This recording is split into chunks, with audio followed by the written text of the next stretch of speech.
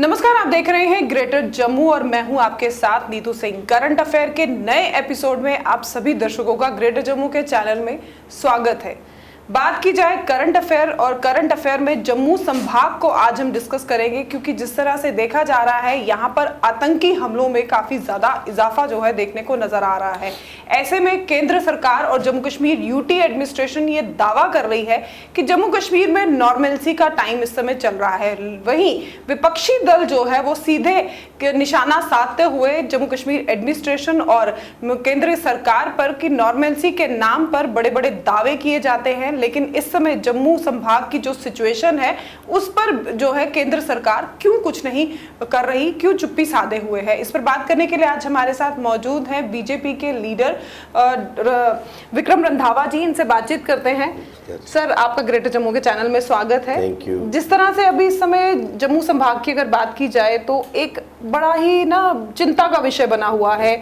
आए दिन यहाँ पर जो है टेरर के केसेस नजर आ रहे हैं, आए दिन आतंकी हमलों में इजाफा जो है काफी ज्यादा बढ़ गया है। विपक्षी दलों ने साधा है आप पर सीधा ये निशाना। उनका कहना है कि सरकार बड़े बड़े बातें कर रही है, लेकिन जमीनी सतह पर जो है वो लोगों को बड़ी ज्यादा दिक्कतों का सामना करना पड़ रहा है। देखिए, इसमें कोई दो राय नहीं। 2014 के बाद बड़े फेरबदल जम्मू कश्मीर में लोगों ने देखे हैं। धारा 317 का हटना, वो भी नामुमकिन करने वाले लोग भी इस देश में है, सत्ता शासित है। अब यकीनी तौर पर बीइंग जम्मू आई तो मुझे भी महसूस हो रहा है कि अभी ऑल ऑफ ए सडन 4 जून के बाद जब नतीजे घोषित होते हैं और खास करके जिस दिन देश के प्रधानमंत्री जी तीसरी बार प्रधानमंत्री की शपथ लेते हैं तो 83 वाला कांड होता है और उसके बाद सिलसिलेवार तरीके से लगातार एक अपनी प्रेजेंस शो करने के लिए पाकिस्तान स्पॉन्सर्ड टेररिज्म जो है कि अब कश्मीर में ना कुछ करते हुए जम्मू में करके दिखाएं, ताकि दुनिया के अंदर एक ऐसा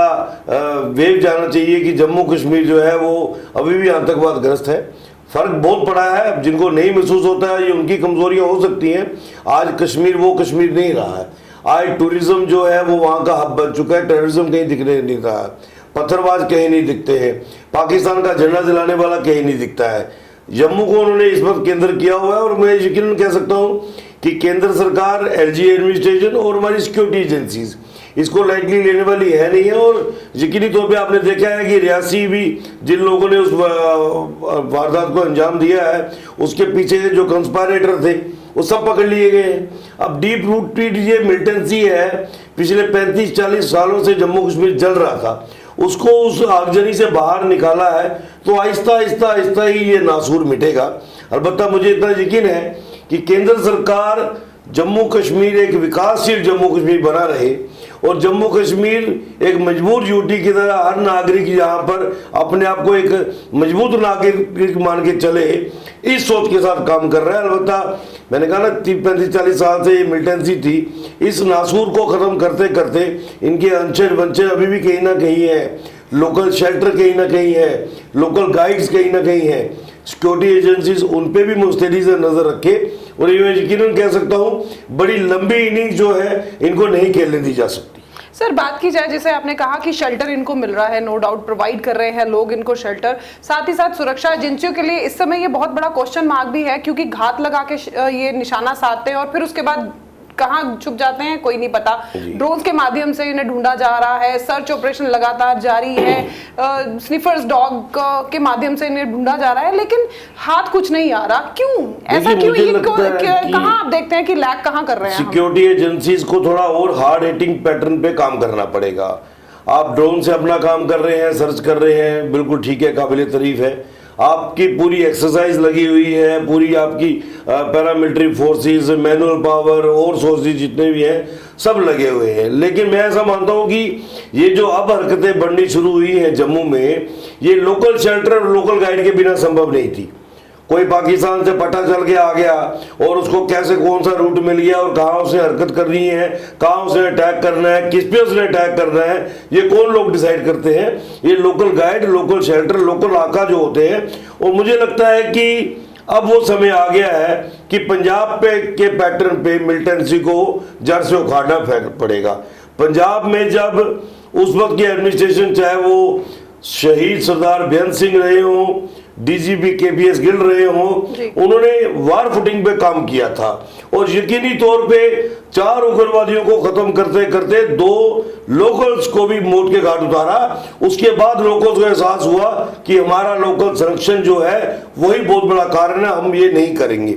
जब तक जम्मू कश्मीर में और खास करके जम्मू में इन लोकल्स के ऊपर, लोकल गाइड्स के ऊपर इमीडिएट कार्रवाई नहीं होगी, तब तक मुझे लगता है कि इस पे पूरी तरह से अंकुश लगाना बड़ा मुश्किल है। आप किसी लोकल गाइड को पकड़ के उसको इंटेरोगेशन में ले जाकर क्या पूछना चाहते हो? अरे भैया, परिवार समेत उसको मौत के घाट उतारो और सरेआम उतारो उसको। आपको एग्रेसिव होना पड़ेगा। हम अपने फौजी या अपने पुलिसकर्मी मरवाने के लिए नहीं रखे हैं, उन्होंने वर्दी देश के लिए शहीद होने के लिए रखी है, देश के दुश्मनों के हाथों से मरने के लिए नहीं रखी है। लेकिन मैं ये यकीनन कह सकता हूं, अगर सिक्योरिटी एजेंसीज थोड़ा अपना एटीट्यूड और रुख जो हार्ड करें और जिस एरिया में भी ये वारदात होती है, कोई मिलिटेंट ऑर्गेनाइजेशन अगर किस एरिया में वारदात करती है, उस एरिया में 35-40 किलोमीटर एरिया में जितने भी सो कॉल्ड शेल्टर वाले लोग लग सकते हैं, उनको पकड़ने की आवश्यकता नहीं। उनके घरों पे हमला करके परिवार समेत उसको नस्ते नाबूद कीजिए, उनको मौत के घाट उतारिए। मैं यकीनन कह सकता हूं लोकल शेल्टर खत्म हो जाएगा। जिस दिन लोकल शेल्टर, लोकल गाइड खत्म होगा, मिलिटेंसी अपने आप जो है वो चराशाही हो जाएगी। सर, जिस तरह की इस समय जम्मू में सिचुएशन बनी हुई है, जम्मू संभाग की अगर हम बात करें, आने वाले समय में असेंबली इलेक्शन जम्मू कश्मीर में होने वाले हैं। एक लंबे अंतराल के बाद लोग जो इंतजार कर रहे थे, अब वो इंतजार खत्म हुआ। लेकिन सिचुएशन को मद्देनजर रखते हुए क्या इस समय यहाँ पर इलेक्शन हो पाना संभव है? देखिए, चुनाव तो जम्मू कश्मीर में 1996 में भी हुए, 8 साल के बाद मिलिटेंसी पीक पे थी। 2002 में तो जम्मू की पुरानी मंडी में जहां ब्लास्टिंग होती तब भी चुनाव हुए। चुनावों के लिए ये गतिविधियों से डर के चुनाव नहीं करवाए जाए, एक नागरिक होने के नाते मुझे लगता है कि वो गलत निर्णय होगा। लोग डेमोक्रेटिक सेटअप को चाहते हैं। 10 वर्षों से हम जम्मू कश्मीर के लोग डेमोक्रेटिक सेटअप से महरूम हैं। यकीनी तौर पर लोगों के पास आज वो प्लेटफॉर्म नहीं रहा जहां पर जाके अपनी दुख तकलीफ रखें। पंच सरपंच हुआ करते थे, उनका भी टेन्योर खत्म हो गया है। बीडीसीज बनाए, अब उनका टेन्योर भी खत्म हो गया। अब आ जाके डीडीसीज हैं, उनका एक लिमिटेड सा दायरा रहता है, वो उस लेवल तक ही काम करते हैं। विधायिका का चुन के आना बहुत जरूरी है। असेंबली कॉन्स्टिट्यूट हो, जो भी लोग चुन के आए, जिनकी भी सरकार बने, जिनको लोग चुन के भेजे, उनकी सरकार बनेगी। और ये मैं यकीनन कह सकता हूं कि जो भी लोग चुन के आएंगे वो जम्मू कश्मीर का, लोगों का भला सोचेंगे। और चुनाव होना अब मुझे लगता है एक किस्म का अनिवार्य हो चुका है। अब केंद्र सरकार भी सीरियस है, इलेक्शन कमीशन ने भी मन बनाया है। तो मैं यकीनन कह सकता हूं कि सितंबर अक्टूबर बेस्ट क्लाइमेटिक मोमेंट रहता है। पिछला रिकॉर्ड भी आप देखेंगे तो इन्हीं दौरान चुनाव होते हैं। तो कश्मीर में भी बड़ी ज्यादा ठंड नहीं होती है, कोई ज्यादा मुश्किल नहीं होगी, ना ही बर्फबारी होती है। तो ये सितंबर अक्टूबर एक अच्छा समय रह सकता है चुनाव करवाने का। इन छुटपुट हरकतों को लेकर या पाकिस्तान स्पॉन्सर्ड टेररिज्म की हरकतों को लेकर चुनाव स्थगित कर दिए जाए, वो मुझे लगता है उचित समय नहीं होगा। लेकिन चुनाव होंगे कौन से, ये एक अपने आप में बहुत बड़ा प्रश्न चिन्ह है। क्या असेंबली इलेक्शन के चुनाव होंगे या लोकल बॉडीज के चुनाव होंगे? ये लोगों के बीच में भी जो है इस तरह की धारणाएं जो है उत्पन्न हो रही है, जिसपे कोई भी जो है जवाब नहीं मिल पा रहा। मुझे लगता है कि इलेक्शन कमीशन जब चुनाव की बात करता है तो इलेक्शन कमीशन ऑफ इंडिया जो है जब चुनाव की बात करे तो वो विधानसभा के चुनावों की बात कर सकते हैं, क्योंकि लोकल बॉडीज के चुनाव करवाना हमारा स्टेट इलेक्शन कमीशन का प्रेरोगेटिव होता है। भारत का जो इलेक्शन कमीशन है उन्होंने असेंबली के चुनाव करवाने हैं, पार्लियामेंट के चुनाव कराने होते हैं। और इलेक्शन कमीशन ने भी कहा है, चुनावों के दौरान भी कहा है कि बहुत जल्द जम्मू कश्मीर में चुनाव होंगे। आदरणीय प्रधानमंत्री जी ने भी कहा है, और तीसरी बार प्रधानमंत्री बनने के वक्त भी जब उसके बाद जब 21 जून को योगा दिवस पे आए हैं तब भी जम्मू कश्मीर के लोगों को एक आश्वासन दिया है कि जल्द जम्मू कश्मीर में चुनाव होंगे। तो मुझे लगता है वो जल्द समय आने वाला है। अब क्योंकि अमरनाथ यात्रा चल रही है, रक्षाबंधन के बाद एक्सपेक्टेड है कि कोई टाइम शेड्यूल डिक्लेयर होगा और जम्मू कश्मीर के लोगों को अपनी चुनी सरकार मिल सकती है। सर, अभी पीछे कुछ दिन पहले की बात करें तो बीजेपी के राष्ट्रीय अध्यक्ष जेपी नड्डा जी जो है वो जम्मू कश्मीर के दौरे पर थे, जम्मू के दौरे पर थे। उनका जब आप लोगों से, जितने भी जो जम्मू कश्मीर के लीडर्स हैं, बेहतर लीडरांस, उनके साथ बातचीत हुई, उनका ये कहना था कि एडमिनिस्ट्रेशन को अगर इस समय लोगों के लिए अगर एडमिनिस्ट्रेशन को साइड पर करना पड़े तो वो भी बहुत जरूरी है, तो उस पर आपका क्या कहना है? देखिए, ऐसा नहीं है। राष्ट्रीय अध्यक्ष जी का जम्मू कश्मीर आना, और अब राष्ट्रीय अध्यक्ष जी के साथ हमारे वो केंद्र सरकार के स्वास्थ्य मंत्री भी हैं, और ये बड़ा बेहतरीन दौरा रहा उनका 2 दिन का, और माइन्यूटली नीचे तक की बातों को उन्होंने हमसे सुना भी, और एक ठीक ट्रैक सभी को दिया है। कार्यकर्ताओं को जो विशाल बैठक हुई, तकरीबन 2000 के करीब हमारे प्रथम श्रेणी के कार्यकर्ता वहां सभी मौजूद थे, और तकरीबन सभी को उन्होंने आने वाले दिनों के न सिर्फ चुनावों की तैयारी के लिए, बल्कि भारतीय जनता पार्टी की केंद्र सरकार की जो योजनाएं हैं उनको जमीनी स्तर पर लागू करना और जन समस्याओं को उजागर करना, इन बातों को लेकर भी उन्होंने हाईलाइट किया। और जब हमारी विधायकों के साथ बैठक हुई, उस बैठक में भी आदरणीय राष्ट्रीय अध्यक्ष जी ने बड़ा ही स्पष्ट किया कि नेता बनने का प्रयास सभी करें, एमएलए एमपी बनने का रास्ता अपने आप बन जाता है।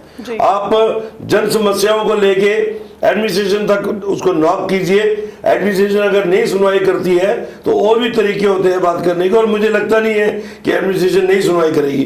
कोई भी मसला होगा हम एडमिनिस्ट्रेशन तक लेके जाएंगे तो उसकी सुनवाई होगी, और मुझे लगता है उसी पैटर्न पे हम लोग जन समस्याओं को लेकर अगर सड़कों पे उतरना पड़ा तो सड़कों पे भी उतर रहे हैं, और अगर ठीक तरीके से चाहे डिवकॉम है, डीसीज हैं, कमीशन सेक्रेटरीज हैं, उन तक बात पहुंचानी है तो वो बात ठीक तरीके से पहुंचाई जा रही है। जी सर, आप ही की बात ले लेते हैं अब। पिछले दिनों आपने प्रोटेस्ट किया ब्लाइंड वॉल को लेकर, जिस तरह से और उसमें देखा जा रहा था कि सिर्फ आप बीजेपी के लीडर ही नहीं, विपक्षी दल भी बीच में लगे हुए थे ब्लाइंड वॉल को लेकर। ऐसी क्या जरूरत आन पड़ी, क्योंकि केंद्र में अगर देखी जाए तो बीजेपी की सरकार है, और बीजेपी की सरकार को ही यहाँ पर जो है ब्लाइंड वॉल के खिलाफ नारेबाजी करते हुए नजर आ रहे थे। देखिए, वो ऐसा सरकार के खिलाफ प्रोटेस्ट नहीं था। हमारी एग्जीक्यूटिव एजेंसियां रहती हैं, सरकार की आगे एजेंसी है national highway authority of India, आपको मालूम है, नेशनल हाईवे के काम वही करते हैं, एक्सप्रेसवे का काम है वो, और वो बेहतरीन एक रिलीजियस कॉरिडोर जो है आदरणीय नितिन गडकरी जी के कर कमलों से दिल्ली से अमृतसर और अमृतसर से कटरा का जो है हम सबको मिल रहा है, वो दिल्ली से हरियाणा, हरियाणा से पंजाब, पंजाब से जम्मू कश्मीर को टच करेगा, और एक अच्छी बेहतरीन सड़क का निर्माण हो रहा है। 6 घंटे में दिल्ली से आप कटरा पहुंच सकते हो, तो आप समझ सकते हो कि कितनी हाई स्पीड सड़क का निर्माण होगा और क्या एक मैनेजमेंट उसमें रहेगी। जब ये काम आगे बढ़ा तो तक तो काम ठीक आया, लेकिन कुंजवानी से लेके रेडिसन तक ये हमारी 7 किलोमीटर की स्ट्रेच है, और ये हमारा जम्मू म्युनिसिपल कॉर्पोरेशन का एरिया आता है। इसमें ग्रेटर क्लास, सैनिक कॉलोनी, छन्नी रामा, नरवाल, और इसके साथ एडजॉइनिंग एलाइड एरियाज दूर दूर तक जाते हैं। 10 लाख के करीब आबादी जो है इफेक्ट होती है। तो जब फ्लाईओवर का काम लगा तो शुरू में तो जो कंट्रैक्टर्स थे उन्होंने सर्विस लेन का काम शुरू किया था, जो एक टेक्निकल होता है, और सबको ठीक लगा कि पहले सर्विस लेन ठीक से बन जाएंगी तो बीच में ये लोग फ्लाईओवर बनाएंगे। अब फ्लाईओवर आपने देखा है कि अखनूर रोड का फ्लाईओवर बना है, वो पिलर्स पे बना है, बेहतरीन बना है, नीचे प्लांटेशन हुई है, लाइटिंग हुई है, हम क्रॉस द रोड सब कुछ देख भी सकते हैं, क्रॉस एयर भी पास हो रही है। अब सतवारी तक जो फ्लाईओवर के पिलर्स बन चुके हैं उसका भी माइंडसेट लोगों के लेमैन के दिमाग में भी आ गया कि अब ये पिलर बन गए हैं, इसके ऊपर स्लैब आएगी तो ये फ्लाईओवर भी बन गया और नीचे से हमारी रूटीन सड़क भी चलेगी। लेकिन अनफॉर्चुनेटली एनएच ने ये जो 7 किलोमीटर की डीपीआर सबमिट की थी उसमें इस पूरे रास्ते पे सिर्फ 1-1.5 किलोमीटर का छोड़ के जहां पर वो रेलवे ब्रिज है उसको छोड़ के बाकी सारा ब्लाइंड वॉल्स पे फ्लाईओवर दिया था।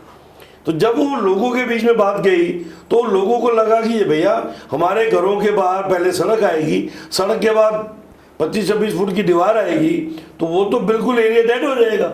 और आप यकीन मानिए नीतू जी के इस वक्त जम्मू की अगर कमर्शियल एक्टिविटीज को लेके चलोगे तो यही एक इकलौती कमर्शियल हब है जो बची है, यही इकलौती कमर्शियल स्ट्रेच है जो बची है। बाकी रघुनाथ बाजार का बिजनेस खत्म हो चुका है, अफसर रोड का बिजनेस खत्म हो चुका है, छन्नी में हमारी छोटी मोटी मार्केटें हैं, बड़ा ज़्यादा व्यवसाय उस पर है नहीं है। ये जो हमारी कुंजवानी से रेडिसन तक की स्ट्रेच है 7 किलोमीटर की, इसमें आपने देखा कि एजुकेशन सेंटर्स भी हैं, मेडिकल सेंटर्स भी हैं, होटल्स भी हैं, छोटे छोटे बैंकेट हॉल्स भी हैं, बड़े बड़े बैंकेट हॉल्स भी हैं, और कईयों की रोजी रोटी इसके साथ जुड़ी हुई थी। तो यकीनी तौर पे जब ये बात पहले तो टेबल पे चलती रही है एनएच के साथ, कुछ लोग चैम्बर के माध्यम से देवेंद्र सिंह राणा जी, जुगल किशोर जी के साथ मिलकर जनवरी 2024 स्टार्टिंग में जब ये बात उठी थी तो गडकरी जी के ऑफिस में भी गए।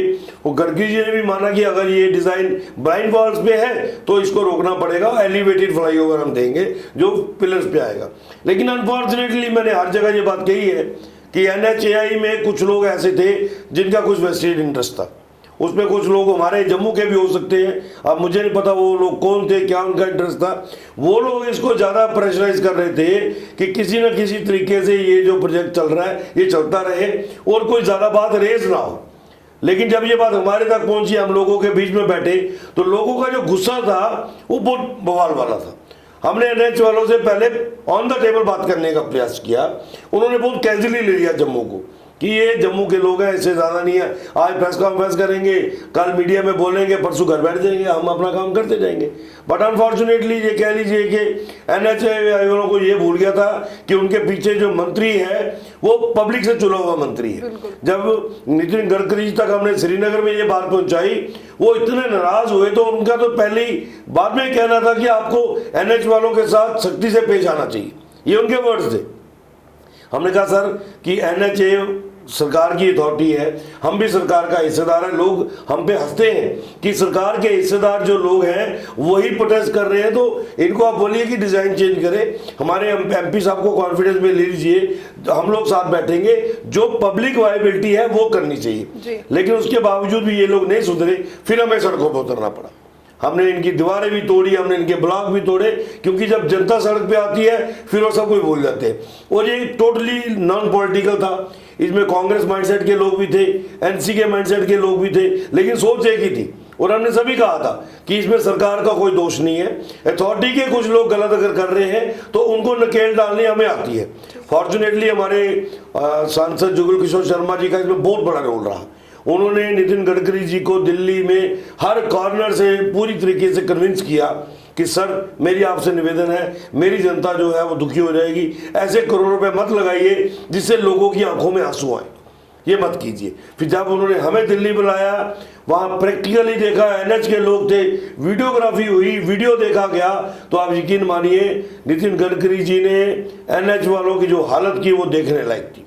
और इमीडिएटली उन्होंने बोला कम वट में भी पूरी टीम जम्मू जाओ, MP साहब के साथ बैठो, ये प्रोमिनेंट लोग साथ बैठेंगे और इनके साथ तय करके 7 किलोमीटर की जितनी मैक्सिमम मॉडिफिकेशन होती है वो कीजिए। तो ये मैं इसको पूरा श्रेय हमारे मेंबर पार्लियामेंट साहब को देना चाहूंगा। ठीक है, हम कार्यकर्ता थे, हमने सड़कों पे उतर नहीं था, तो हम तो उतरेंगे ही जहाँ जहाँ पब्लिक का इशू बनेगा। लेकिन being a member of parliament Jugal Kishore Sharma ji ने बहुत पेन ली इसमें, उसका ही नतीजा है कि आज काम रुका हुआ है, डिजाइन चेंज हो रहा है, बहुत जल्द मॉडिफाइड डिजाइन आएगा, उसके बलूते पे काम होगा। अगर फिर भी कोई गलती हुई हम काम नहीं होने देंगे। शुक्रिया सर, हमारे दर्शकों को इतना सारी जानकारी देने के लिए धन्यवाद। तो ये थे हमारे साथ जम्मू कश्मीर बीजेपी लीडर विक्रम रंधावा जी, जिनके साथ आज हमने करंट अफेयर में गुफ्तगू की। और जिस तरह से बीजेपी असेंबली इलेक्शन को लेकर 50 का नारा दे रही है, तो ये तो आने वाला समय ही बताएगा कि 50 पार कर पाएंगे या 50 से ज्यादा सीटें लेकर आएंगे। आपका क्या कुछ कहना है इस बारे में कमेंट सेक्शन में कमेंट करके जरूर बताइएगा। तब तक के लिए मुझे दीजिए इजाजत, अगले हफ्ते एक और दिग्गज हस्ती के साथ आपके साथ करेंगे राब्ता। कैमरामैन अजय जाडू के साथ मैं नीतू सिंह, ग्रेटर जम्मू के लिए। धन्यवाद।